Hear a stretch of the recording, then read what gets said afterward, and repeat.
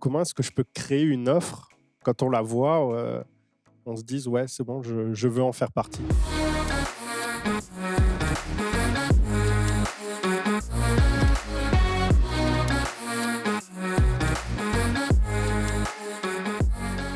Bon, déjà, le fait d'avoir une offre, c'est clé, hein, parce que si tu as pas d'offre, tu as pas de transaction, pas de transaction, pas de business. Maintenant, il y a une espèce de, je trouve, de mythe autour de l'offre irrésistible, notamment du fait que une offre doit être irrésistible pour convertir. La bonne nouvelle, c'est que c'est pas le cas et qu'une offre irrésistible, en fait, ne l'est jamais. Ça, c'est la réponse courte. Tu veux la réponse longue? La réponse longue, c'est que d'une part, pour qu'on crée une offre irrésistible, il faut qu'elle soit vraiment en adéquation avec le marché que l'on sert. Et pour être sûr que ça soit en adéquation, la pire erreur à faire, c'est de la créer tout seul dans son abri de jardin, de faire des plans sur la comète, de la créer et puis de la vendre et de se dire « Ah merde, ça n'a pas si bien marché que ça ». Donc moi, le premier conseil que je donne, et que ça fait maintenant très longtemps que je fais ça, nos membres font la même chose, c'est juste de la co-créer. Quand tu veux lancer une offre, tu la co-crées. La co-création, c'est quoi? C'est 50% viennent de ton idée d'offre, parce que tu es l'expert, tu sais ce qu'ils peuvent avoir besoin, et 50%, ce sont tes premiers clients. Et c'est en vrai le thème du grand challenge qu'on va faire la semaine prochaine. On va faire que ça, quasiment. C'est vraiment de la co-création, où tu te mets à leur service, tu as ton expertise, tu as cette idée d'offre, et tu vas engager tout simplement des conversations avec des gens qui potentiellement peuvent devenir tes futurs clients. Et c'est en ayant ces conversations, en testant, en expliquant « j'ai prévu de faire ça, qu'est-ce que tu en penses ?»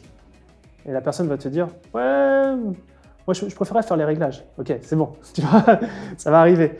Mais en discutant comme ça et en posant les questions de qu'est-ce qui, dans tout ce que je t'ai partagé, est vraiment essentiel. Si je pouvais avoir 3 caractéristiques de cette offre que je dois absolument garder, ça serait quoi?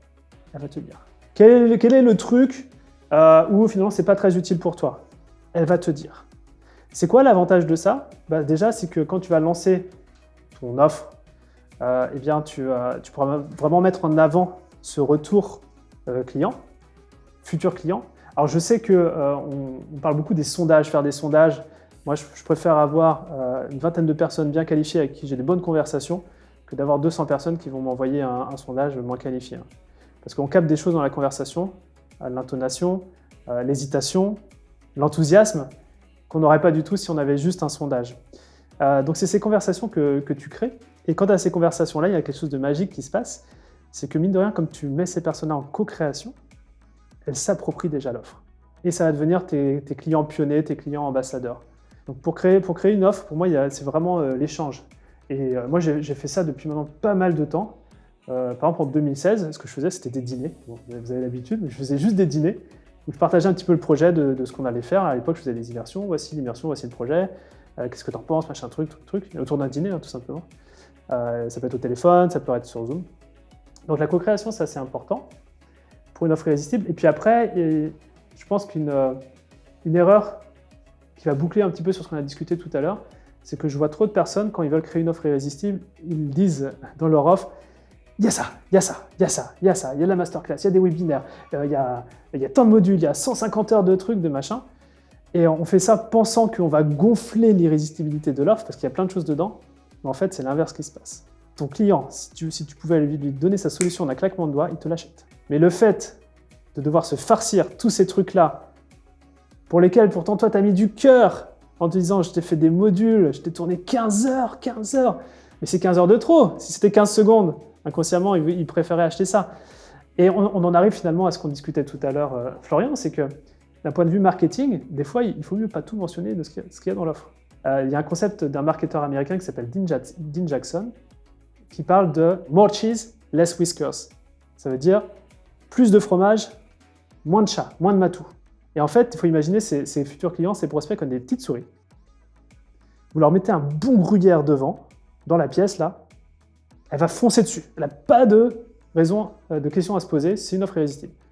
Par contre, vous mettez la souris, le même gruyère, et 2-3 chats dans la pièce, je peux vous dire qu'elle va y réfléchir à 2 fois avant de sauter sur l'occasion et prendre cette offre irrésistible. Et en fait, c'est ce qu'on fait nous avec nos offres. Quand on met plein de trucs qui empêcheraient finalement la petite souris de prendre l'offre irrésistible, avec tous les trucs dont elle pourrait se passer, mais qui est nécessaire, eh bien en fait, on diminue l'irrésistibilité de l'offre. Vous pourrez regarder par exemple sur nos pages de programme, que ce soit l'incubateur ou le mastermind, ça reste très simple. C'est toujours en mode fromage. Bien sûr, derrière, quand tu es dans le programme, tu as plein de trucs. Parce qu'on est là pour avoir des résultats, mais que je fais exprès de ne pas mentionner dedans. Parce que ça pourrait décourager. Mais parce que c'est nécessaire, ça arrive dans un deuxième temps. Après, offre irrésistible, je pense qu'il y a vraiment 2 points hyper importants et qui est trop souvent négligé. Des points sur lesquels il faut vraiment mettre une attention, c'est le nom de l'offre. Donc, c'est pour ça que je te demande c'est quoi ton nom d'offre. C'est ultra clé le nom de l'offre. Je pense avoir développé une petite expertise dessus parce qu'un nom d'offre devient une marque. J'ai 4 critères pour développer un nom d'offre. Vous êtes sûr que d'une part c'est irrésistible. Juste dans le nom de l'offre, la personne elle va la vouloir et surtout quelque chose qui est pérenne. C'est pas juste un nom d'offre, c'est vraiment une marque qu'on développe. Le premier point, il faut que dans le nom de l'offre, la personne à qui elle est adressée sache que c'est pour elle. Donc il faut que dans le nom d'offre, inconsciemment, eh bien, la personne s'est dit « Ok, ça c'est pour moi ». Il faut que dans le nom d'offre, il y ait une notion de résultat, de bénéfice. Il faut qu'il y ait une notion de c'est quoi le mécanisme. Je vais vous donner un exemple juste après, vous allez comprendre. Et puis un quatrième qui est un petit peu un bonus, c'est une notion de communauté dans le nom d'offre, de ce sentiment de pouvoir appartenir à un groupe, c'est la petite cerise sur le gâteau. Et je vais vous donner un exemple par rapport à ça, qui est pour moi un cas d'école. D'ailleurs, je partage ça moi, dans le module de l'offre irrésistible, dans l'incubateur. C'est mes amis Nicolas Sylvie et Anthony Morvan qui ont lancé Alpha Body. Alpha Body, c'est le nom de l'offre, c'est le nom de la marque. Et vous regardez juste Alpha Body par rapport aux critères que je viens de vous passer. Le mot alpha, qu'est-ce que ça fait résonner? Ça fait résonner lettre grecque, mâle dominant, alpha.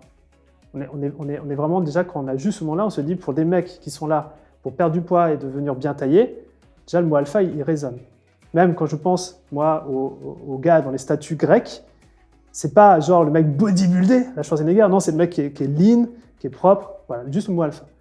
Quand tu prends body, alpha body, tu sais que tu vas travailler sur ton corps, a priori. Donc tu sais que c'est un programme qui va travailler sur le corps. Et enfin, ils appellent leur communauté les alphas. Et donc, juste ce nom-là, et à l'époque où ils l'avaient lancé, ça devait être en 2016-2017, je leur avais dit, mais en fait, vous avez déjà un nom d'offre qui est juste génial, ça va cartonner. Et d'ailleurs, ça cartonne énormément leur programme 3 ou 4 ans après. Et c'est un exemple sur lequel, si on doit trouver un nom d'offre pour la rendre irrésistible, essayer de faire passer l'offre via ces 4 filtres. Tu regardes Mastermind 67, inconsciemment, ça respecte tout. Bon, Mastermind, déjà, c'est communauté, c'est bon, on a compris. Mastermind, tu sais ce que c'est. 67, c'est là où ça peut paraître un petit peu tiré par les cheveux, pour la plupart des gens, mais pas pour celui qui est l'entrepreneur avec qui on va travailler.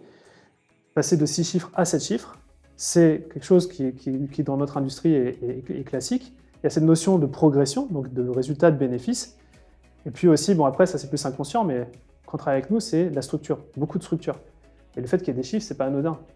Ça résonne aussi avec mon passé d'ingénieur, voilà. Donc c'est un nom d'offre sur lequel je me dis, c'est une marque, ça fait maintenant 5 ans que c'est développé, l'incubateur 56, c'est le même process, et dans les deux, il y a un enchaînement logique en plus entre les deux offres. Donc ça, c'est un petit peu le summum, c'est quand vous commencez à avoir plusieurs offres, c'est comment, dans le nom des offres, vous pouvez tisser un lien, tisser un fil naturel pour que les personnes sachent qu'il y a une évolution. Donc ouais, nom d'offre ultra important, et puis ce qui est aussi très important, c'est la promesse. Et là, je vois aussi beaucoup d'offres qui capotent, parce qu'une promesse, c'est juste, en 3 secondes, la personne doit comprendre exactement ce que l'offre va faire pour elle. Et des fois, je trouve qu'on fait le truc un peu tarabiscoté, quoi. C'est un petit peu en mode copywriting, désolé PB. Mais en gros, non, parce que, en fait, et c'est un enseignement que PB m'a partagé très récemment, une promesse, alors en anglais, c'est clearer over clever. Ça veut dire que ce soit clair plus qu'intelligent. Et je trouve que dans les promesses, des fois, on va faire des trucs trop intelligents, et en fait, ça tue la clarté. Et la clarté, c'est clé pour que le message soit compris en moins de 3 secondes. Pas mal. Donc une promesse, c'est pareil, c'est les mêmes ingrédients quasiment que pour le nom d'offre. Il faut que la personne, faut dire à qui ça s'adresse, c'est quoi, est-ce que c'est une formation, est-ce que c'est un livre, est-ce que c'est un programme d'accompagnement, est-ce que c'est un master online, et essentiellement quel est le bénéfice, le résultat que ça apporte. La semaine prochaine, on lance le grand challenge, donc c'est le nom d'offre, et la promesse, c'est de vendre son nouveau programme d'accompagnement en 5 jours chrono. Tu tournes pas autour du pot, hein. Tu as juste cette promesse, en 3 secondes c'est compris, la personne qui est en train de lancer son nouveau programme, elle se dit bah, c'est bon, c'est pour moi, quoi. Donc voilà ce que je voulais vous partager autour de l'offre irrésistible. Encore une fois, ça c'est un sujet où à une époque je passais 2 jours à parler que de ça. Donc, c'est un petit peu les tips là-dessus. Mais s'il y en a un que tu devrais retenir, c'est la co-création. Parce qu'en fait, ça balaye tout le reste. Tu peux même proposer le nom d'offres, tu peux même avoir des idées de ces gens à qui tu co-crées. Et encore une fois, on gagne et on apprend. Tu as des gens qui, quand tu vas leur présenter l'offre, ils vont vouloir l'acheter tout de suite. Donc, c'est cool, tu as tes premiers clients comme ça. Et surtout, tu vas apprendre.